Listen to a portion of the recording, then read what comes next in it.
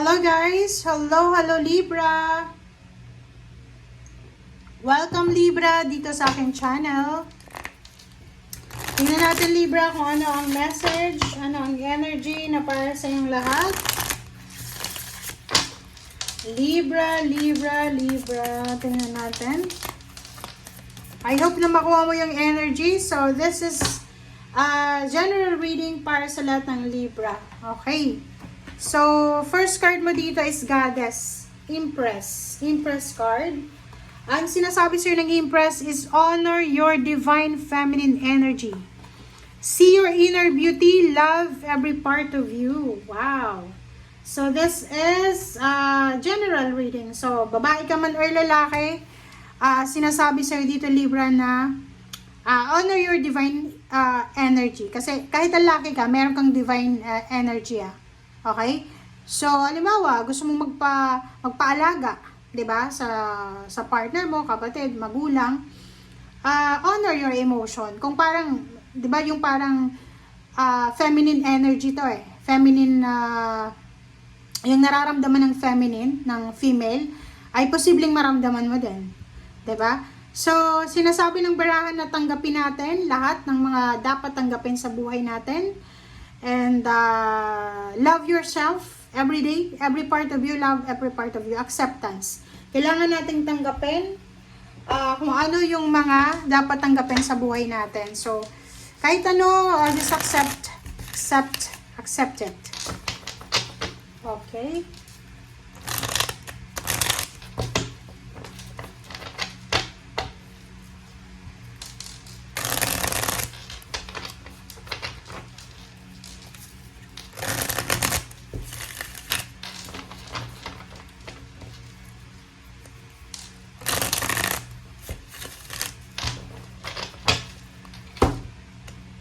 Okay, first card natin is number 3. Wow.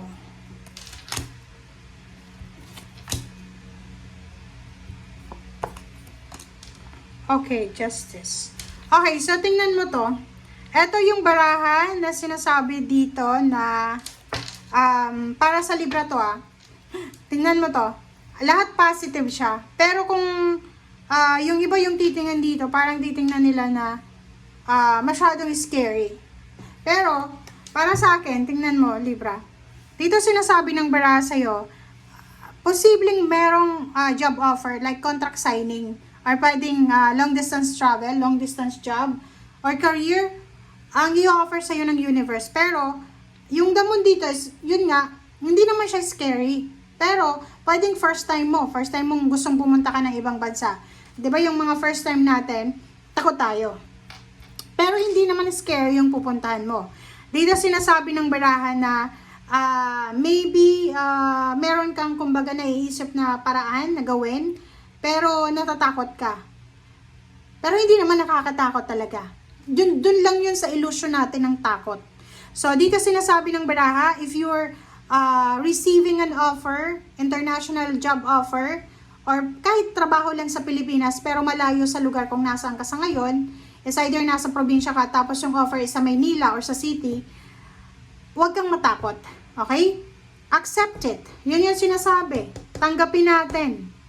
Relationship, ganun din. Sinasabi ng baraha sa'yo na posibleng may mag-offer sa'yo ng love life, may mag-offer ng friendship, collaboration, partnership. Tanggapin natin. If you are single. And if you are willing to have a relationship. Isang good news, ang posibleng matatanggap mo Libra na pwedeng magdadala sa iyo ng sobrang happiness, sobrang contentment, sobrang satisfaction. Wow!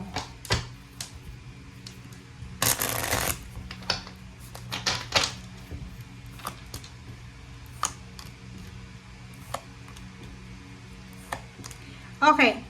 So dito sinasabi ng baraha sa iyo na yung ibang Libra, maraming opportunities left and right, 'di ba? Maraming opportunities yung binibigay sa yung universe.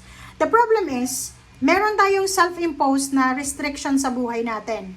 Like for example, sinasabi mo, ay hindi ako pwedeng mangibang bansa kasi hindi ako nakapag-aral eh. Ay hindi ako pwedeng mangibang bansa kasi 45 years old na ako eh. Ay hindi ako pwede kasi kulang ako sa experience eh. Parang ikaw yung naglilimit sa sarili mo. But dito sinasabi ng baraha, no, limitless siya. Yung Queen of Pentacles, yung karapatan natin lahat dito sa mundong ibabaw na maging financially stable and secured, karapatan mo din yun. Kahit wala kang tinapos, wala kang experience, wala kang pera, lahat tayo may karapatan. Okay? Like for example dito, Three of Wands. Lahat ng tao, naghihintay tayo ng ng success natin. Naghihintay tayo ng pagkakataon na mag-flourish yung career natin. Naghihintay tayo ng pagkakataon na makuha natin yung kung ano yung minamanifest natin. Pero minsan, yung iba sa inyo is because of background, because of mga naysayers yan, yung mga tao sa paligid mo na, uy Libra, huwag mo nang hintayin yan kasi ganyan, hindi yan para sa'yo, ganyan. Maniniwala ka. No. Sinasabi ng baraha sa'yo na deserve mo yan. Limitless ang blessing dito sa mundo. Mapa-pamilya man yan, mapa-relationship, mapa-pera, spiritual, deserve mo lahat yan. Yan yung ilagay mo sa isip mo, Libra. And, sinasabi ng baraha sa'yo, Libra, na hindi ka isinilang dito sa mundo para, kumbaga, maging punching ball. Yung parang i-handle mo lahat ng responsibilidad, gawin lahat, parang ganon. Kasi, sinasabi ng baraha sa'yo dito, you are here because you have purpose. Hindi purpose ng ibang tao na parang magsiserve ka sa ibang tao. Hindi. Kailangan mong iserve din yung sarili mo. Okay? So yun, tingnan natin. The Star, Nine of Cups, and then Queen of Swords. Okay.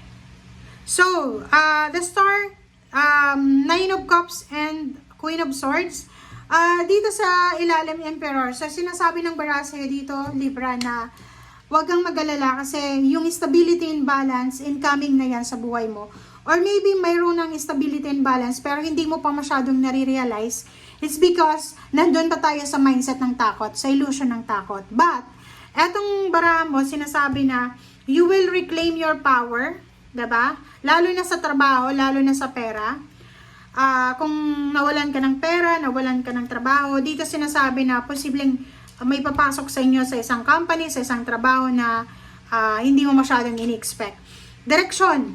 Emotionally, you will be one of the happiest Libra sa universe. Diba? Marami kang ma-manifest na wini-wish mo na emotional happiness. Like, parang nagkaedad ka na sobrang hirap ng buhay nyo emotionally, like broken family, or pwedeng yung iba yung father, parang gano'n, yung ang hirap mong makipagsapalaran nung bata ka pa, parang gano'n. But this time, sinasabi ng baraha, lahat ng sacrifices mo, lahat ng sufferings mo, Libra, ay posibleng ibigay na sa'yo ng universe, okay? And yung the star dito, sinasabi ng baraha, as long as Libra na hindi mo gini-give up kung ano yung talagang gusto mong mangyari sa buhay mo, hindi din i-give up ng universe yung blessings na para sa'yo. Okay? So, thank you guys for watching. Bye!